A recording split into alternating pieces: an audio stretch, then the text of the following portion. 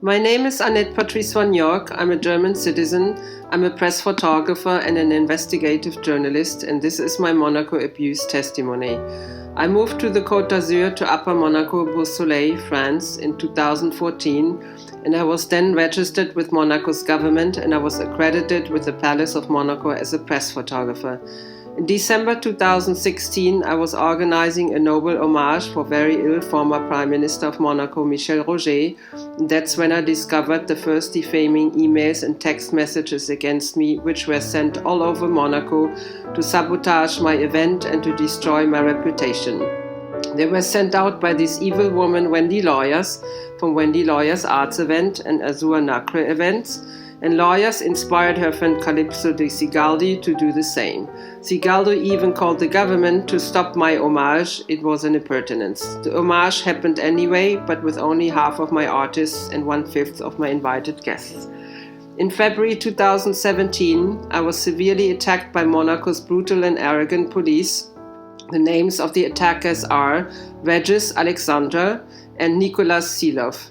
I'm a serious crime survivor. I survived many evil crimes all over the world because I lived in dangerous cities like New York, London, Paris, etc. And I panic immediately when I get verbally or especially physically attacked.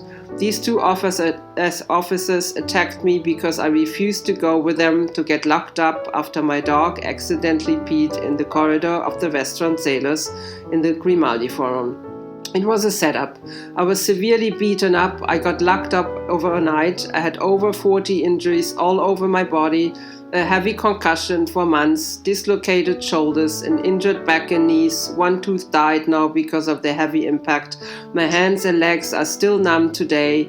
My shoulders never healed, and the same with my back and knees. Until today, my body is still severely injured, maybe for life.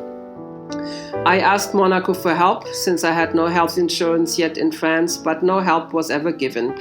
When I recognized that Monaco didn't care at all, I contacted immediately Angela Merkel for my protection, and my government then wrote a letter to Monaco's Ministry of State, but the letter was of course never answered. My German embassy in Paris sent then their former director of justice over to Monaco for me, but he only got the answer that the case was in process. Nothing was in process except the cover-up of Monaco's severe crimes. I was told that none of the many CCTV cameras were apparently working that night, which is a big lie. There are many cameras in and outside of the Grimaldi Forum, and the witness list is until today blocked by Bradley Mitten from the Viva Nova Club. I went out with his members that night. Because Bradley Mitten blocked the witness list, I put postings with my police photos of my injuries on several internet outlets to find witnesses. And because I made Monaco's severe police violence public, I got all of a sudden arbitrarily arrested everywhere in Monaco. I counted in over 1 year more than 150 incidents against me with thousands of people connected. I can only mention a few here. On June 4, 2017, the secretary of the Princess Charlene Foundation named Christian Kahn had me arbitrarily arrested as a potential threat to Prince Albert of Monaco, what is completely absurd. After this mean woman, Celine Lafuente de la Vota, who writes for the Monaco Reporter, a pseudo-journalist, wrote my artist name on a piece of paper instigating the arrest. The photographer Claudia Albuquerque saw how de la Vota gave my name to Christian Kahn to have me arrested. I was severely harassed, bullied and humiliated in front of hundreds of people.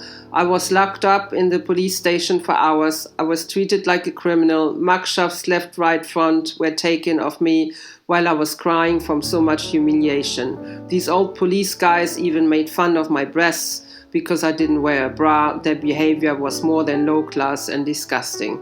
After being locked up for hours so that I missed the event, I was then deported from Monaco with the sentences that I'm not welcome in Monaco anymore, and I was told to shut up, otherwise they would imprison me. That day I had my VIP wristband and the permission of the Water Bike Riviera director, who co-organized the event with the Princess Charlene Foundation to take photos. I did nothing wrong and I was treated like a criminal and I was illegally deprived of my liberty. And it was confirmed by the police that this arbitrary arrest and the deportation was monitored by Prince Albert of Monaco. I was asking also here Monaco's government for help, but no excuse, help or repair was ever given. I asked the Princess Charlene Foundation for a meeting, but Christian Khan always denied herself. Her assistant Kimberly Jarvis even slammed the door in my face when I passed by because none of my letters were ever answered.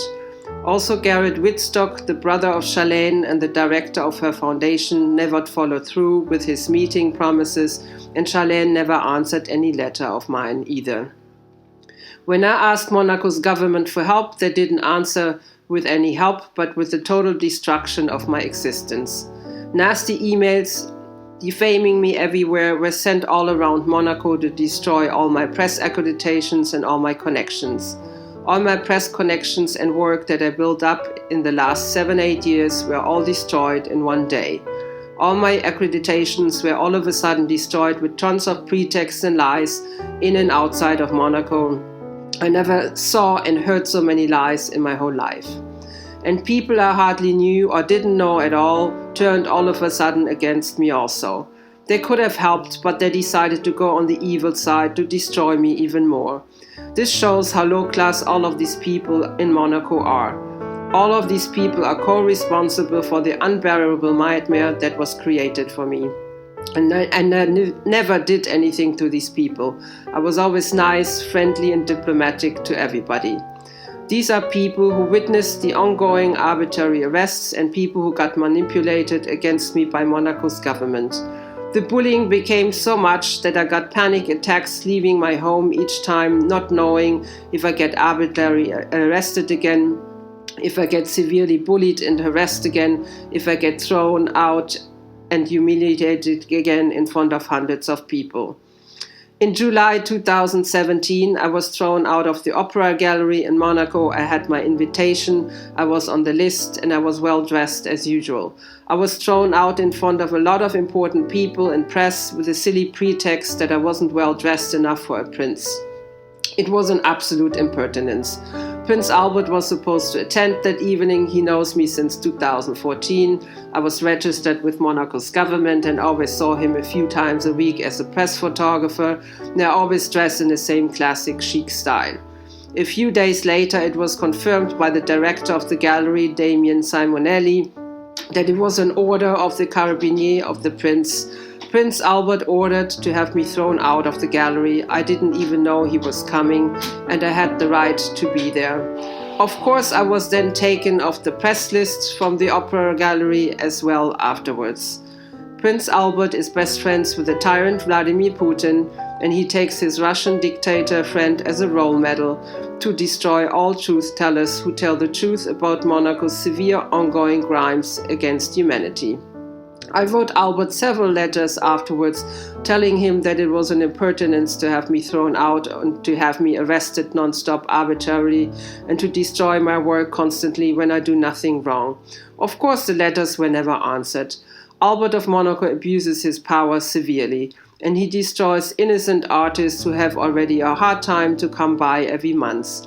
He destroyed my life, he destroyed my soul, and he destroyed now the life of my precious dog too.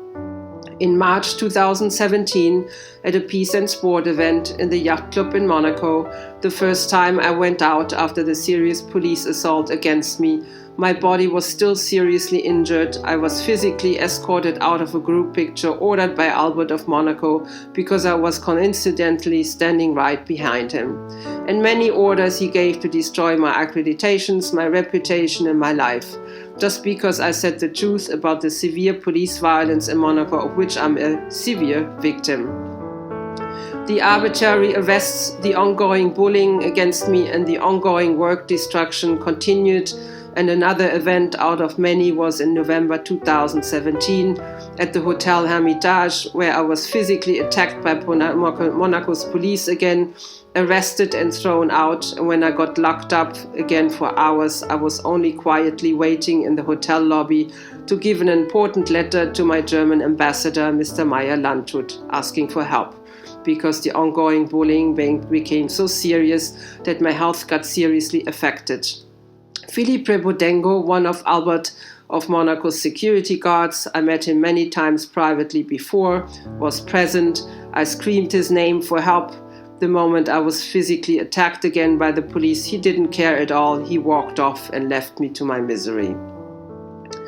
Also, the Monaco police system and the justice department, including the government, are severely corrupt, and the police detective named Cleric only covered up his colleagues' crimes by declaring falsely that I was aggressive. I'm not aggressive at all, I hate violence, and convinced this corrupt former director of justice, Philippe Namino, and Jacques Dorimieux, former attorney general, to dismiss my charges. Together with a fake psychological statement, a psychologist named Valérie Huet was hired to also go against me, and Namino claimed then falsely that the police violence and the arbitrary arrests never happened.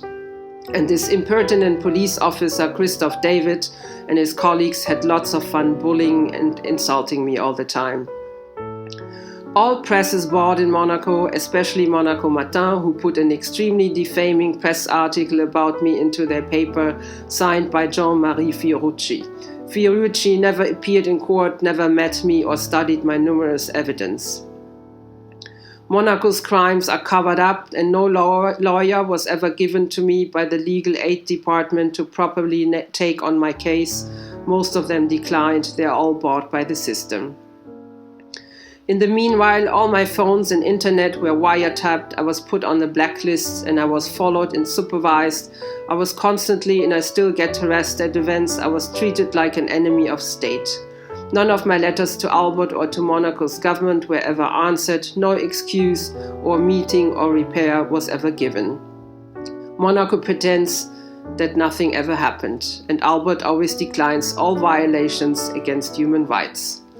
The serious harassments are going on until today, and because of the intentional destruction of all my work, Prime Minister Serge Telle admitted in a letter to Anne Eastwood of the High Commissariat, Eastwood herself another dubious corrupt entity, that Monaco ordered the destruction of all my accreditations. Because of that, I lost my apartment this summer. I was homeless for a few months, and nobody in Monaco with an apartment with spare rooms helped. Absolutely nobody. The only possibility to relocate myself was destroyed also by this evil black guy Clarence John from Monaco's dragon boats. Also, the so-called friends were all gone all of a sudden, but I was interesting to them when I was registered with the government and when I had all kinds of invitations. I lost my French bank account. I have no more income. Welfare from France was declined, which is completely against the law. I have no resources, no finances. My health insurance was cut off, which is also completely against the law. I have nothing left anymore. Also at the Oceanographic Museum, where I am a member, Albert of Monaco ordered to have me seriously harassed and thrown out multiple times when I had my invitation, when I was on the list. I was severely harassed several times by Barbara Lorenzi, press assistant of the palace and the palace crew. And just a few days ago, I was harassed again by Barbara Lorenzi when I was only quietly at a Christmas event at the Hotel de Paris, which was open for the public. And at the yacht club in Monaco, there's also an ongoing harassment against me going on. When I have my invitation, when I'm on the list, I get supervised, followed, harassed, thrown out. It's an impertinence. Also there, none of my letters were ever answered. Also to mention is Julia Burke, former press assistant of the Amber Lounge. She works now for SBM, Société des Bains de Mer Monaco. Burke sent defaming emails against me all over Monaco, and her successor, Olga Barale at Amber Lounge, continues to harass me and to destroy me, and to destroy all my accreditations now too. I informed the SBM about Burke, what Burke did to me, and Jean-François Mariotte, Human Resources SBM, only started to threaten me. Just recently, on November 16, 2018, I was arbitrarily arrested again when I did nothing wrong. I was aggressively handcuffed in my own home by the police of Menton when I was just hanging out quietly with my dog. I was then put in several hospitals, Hospital Pasteur and several sections of Sainte-Marie, strapped onto a bed. I was put in solitary confinement for 2 long weeks. I was aggressed every day, 6 guys jumping on me, forcing a dangerous drug into my veins called Loxapac. and I'm a non-drug taker and I had serious complications before. I begged them not to inject me with any drugs because Monaco did that to me once legally as well, and I had severe side effects afterwards. They didn't care and injected me anyway, and injected me every day with aggressive force until my stomach and digestion got so sick that they had to stop the drug and that they had to put me on a strict non-solid food, only bouillon diet. Not only I was 24/7 in solitary confinement, supervised non-stop, not being allowed to go outside, and I was strapped 24/7 to the bed without being allowed to have any pillows, socks or a scarf, but also I got extremely weak from not eating. Also, I asked the Hospital Sainte-Marie that I can make phone calls to find my dog. My dog was put in some kind of shelter and nobody told me where. But also that was declined and my dog was left in extreme danger for days. Every single day I was asking for my dog, but every single day I got no answer whatsoever. On November 23rd, they finally announced the death of my dog to me. The police of Menton put my dog in a shelter in Nice, Route du Mont-Chauve, called Falicon, where they put all kinds of dogs in freezing cold cages, abandoned day and night in there, with tons of severely barking big dogs around who are frightening. This shelter is a dangerous money-making machine and very dangerous for sensitive breeds. I told the police not to put my dog, a French bulldog, a very sensitive breed, into any cage, and they didn't care and put her into her certain death. My dog froze brutally to death and died from fear and a heartache. I was liberated on November 30th, I don't know by whom. I sneaked my info out before to my government and to other important international authorities. I was finally liberated, but it was too late for my dog. They finally admitted that I was no candidate for such hospitals. These hospitals made me severely sick and traumatized me deeply. I'm in a serious post-trauma now, and my poor dog is dead. After 2 weeks of serious trauma, I'm left now on my own, having to deal with the severe disaster they created for me on my own. And all this only because a social worker called Dominique, who works at the CCAS Roquebrune Cap Martin, falsely claimed that I wanted to jump out of a window. I'm not suicidal. That was another means set up for which my precious dog had to pay with her precious life now. I never met this woman before. I only called the CCIS 3 times to get help, to get food, because I had no more finances. When I passed by the other day to tell her how I was tortured and to show her the photos of my dead dog, she denied herself at first until I insisted, and she then came finally forward just to tell me that she could care less. I was endlessly tortured for 2 weeks. She killed my soul and she killed my dog. The police of Menton is responsible as well for the death of my dog, as well as the hospitals who didn't let me make any phone calls to find and save her, and also Monaco, who created this whole nightmare for me. Monaco also influences the whole Côte d'Azur to cover up for them. The police of Roquebrune even claims they are Monaco. What is absurd. My life is completely destroyed and I'm completely traumatized. I have ongoing nightmares and serious ongoing panic attacks, and nobody helps. I put a Go Get funding and the GoFundMe campaign up, but nobody helps. I need to pay the autopsy for my dog and her cremation, and I don't know how. I need to pay legal fees to finally get justice, and I can't do that without any money either. Please see the links before and share and help. The shelter Falicon, who murdered my dog, has still the body of my dog. They were pretty aggressive with me. They refused to give me the body last time with some silly excuses. They even refused at first to show me her body and to show me the cage where she was found dead, apparently. I had to call the police, who didn't come, so that I can at least see her body. They didn't allow me to take pictures either. I took them anyway. My dog is still my property, and I saw my dog's body mutilated. Frozen blood is coming out of her mouth. Her left front elbow is broken, and several slits are in her back from angular objects. The whole thing is extremely heartbreaking and a pure nightmare. After all this nightmare they created for me, I have to fight now even for the body of my dog, my property. My dog was the only thing I had left in my life. My life has become a pure nightmare because of Monaco. I never experienced such an ongoing and serious abuse in my life, and I lived all over the world, including 14 years in New York. The government and the justice system in Monaco are completely corrupt. Monaco is no state of law. Freedom of speech is suppressed and punished. Mental and physical attacks against me are ongoing. Monaco's mafia is dangerous. Truth tellers are harassed and destroyed non-stop in Monaco without any mercy. But we must stand up for our rights, not to let these bastards win. I gathered over 2,000 documents together, legal documents, medical documents, voice recordings, photo and film recordings, various witness letters, all proof of this serious ongoing abuse in Monaco. I sent the most important ones to my government for my security, to several other international authorities, and to a very reliable press source. Other international press associations are informed as well and are investigating into Monaco deeply. And in case something will happen to me, they will press the release button. They might press the release button even before. I know my life is in danger and I will never kill myself. In case an accident, entre guillemets, happens one day, my government and my international security net that I built around me know that I was murdered by Monaco. All abusers' names are on several lists published in previous videos by Anonymous Monaco.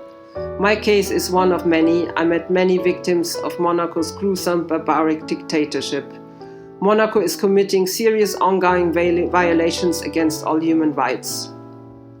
Over 150 evil incidents against me in over 1 year, and now they even killed my dog. How much can one person take? Please share and help. Thank you.